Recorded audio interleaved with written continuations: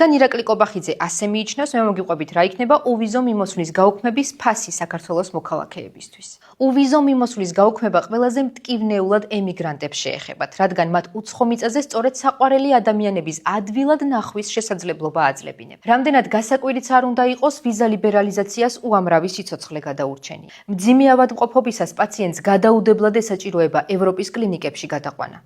გაუქმების შემდეგ კი ეს გზა გადაიქცევა ვიზებზე ლოდინის, უარისა და უამრავი დაბრკოლებების წრედ. ვიზე არის კომპანია, რომელიც დაბალ ბიუჯეტიან ფრენებს გვთავაზობს შესაძლოა საერთოდ გავიდეს საქართველოს ბაზრიდან. ასეთ შემთხვევაში კი ქუთაისის აეროპორტი თავის ფუნქციას დაკარგავს, რაც გამოიწვევს როგორც სამუშაო ადგილების დაკარგვას, ასევე ეკონომიკის შემცირებას.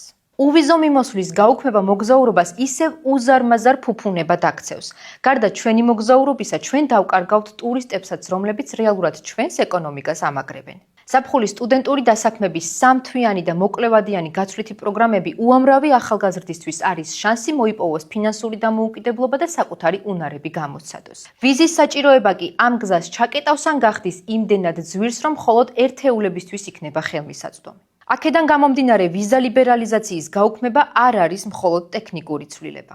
ეს იქნება დაბრუნება შეზღუდვებში, ქვეყნის შემოსაზღვრა გარედან, კავშირების შეწყვეტა და შესაძლებლობების წართმევა.